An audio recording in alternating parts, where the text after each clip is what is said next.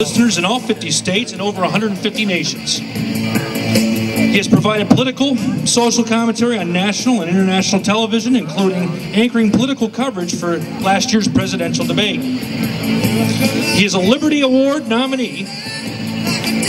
Help me welcome Josh Tolley.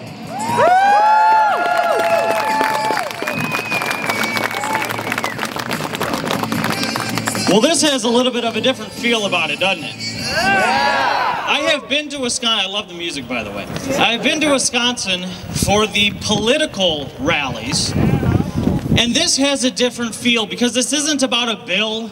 It's not about a piece of legislation. It's not about the allocation of a resource. This is about you losing your freedom. I'm going to tell you a story. I had a lady call me. She's 55 years old, an attorney, a liberal from Madison, Wisconsin. And she, oh, don't boo yet. She called and said, you know what, I was talking to my neighbor about the rise in crime that's happening. And I told him that I had a freezer of meat in my basement. And with all this crime, I'm a little bit worried about it. And she jokingly asked, if things were to crash, you wouldn't come over here and take my meat, would you? And when he didn't laugh, I bought a gun. Which means that this issue goes beyond politics. Don't let them control this conversation. They're going to try to make this about Democrats, Republicans, conservatives versus liberals. This is something that affects everybody because when one person loses a freedom, whether you decide to exercise it or not, everybody loses their freedom. We should have 1,000 union members out there chanting, "That's disgusting, amendment busting." I'm going to tell you another story. Had this lady call me and she said, Josh, if I were you, I wouldn't go to that event at the Capitol. There's probably government agents taking your picture and they're going to put you on a list. Now think about that for a second. Put you on their Facebook. When the people are afraid of their government, that is tyranny.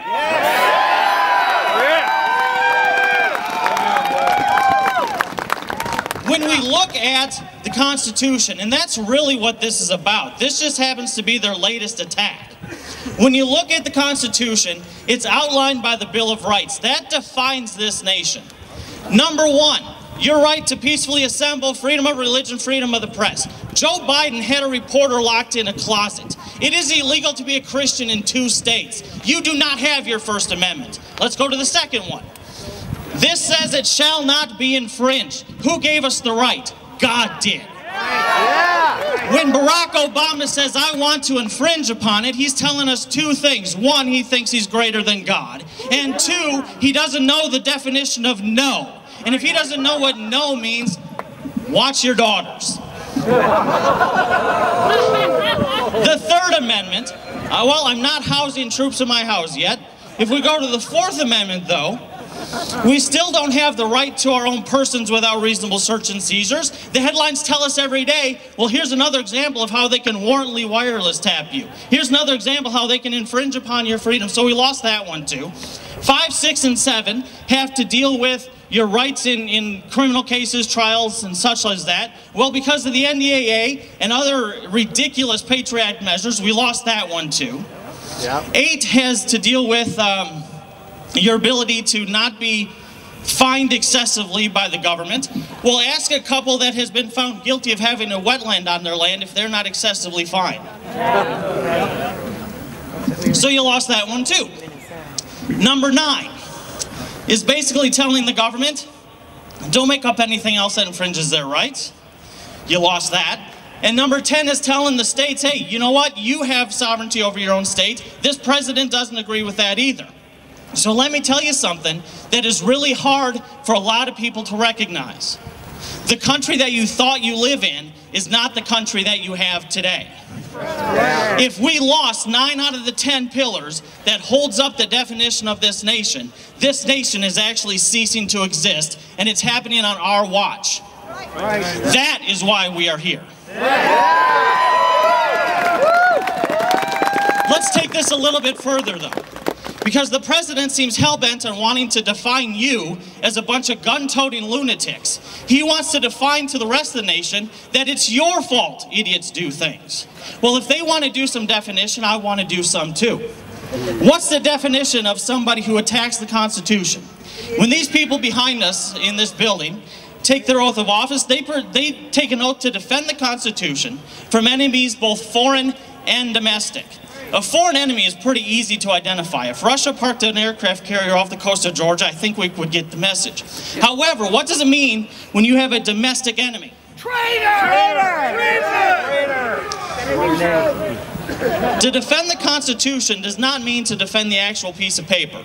The piece of paper is in a vault. Most law enforcement officials and other people who take an oath to protect that piece of paper will never actually see the paper. They're taking an oath to protect what that piece of paper represents, and that is you. That is the Bill of Rights. That is the Constitution. Well, when you have a government who is hell-bent on attacking every pillar of that Constitution, they are, by definition, the socialists and the enemy.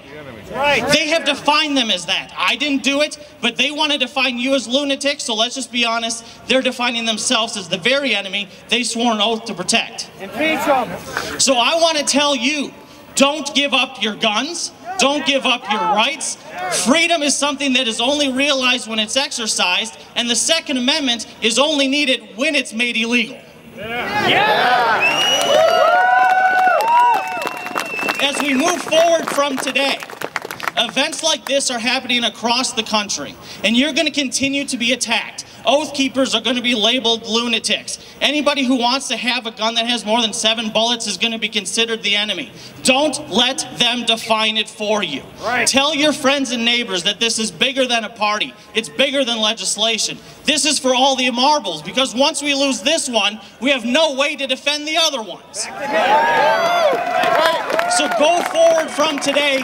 Don't feel as if the battle is lost. Feel as if the battle for the restoration of the Republic is right in front of us. And it is up to this generation to preserve what others have fought and died for. Don't just live passively and be happy with 3 square meals and some entertainment. We are at a precipice as Americans. We are trying to decide right now if we want to be taken care of or we want to risk it and be wild. Well, I would rather risk it and be wild and be free than to be taken care of. And in terms of this bill and the people in Washington, D.C., and whether it's really tyranny or not, I would rather die on my feet than live on my knees.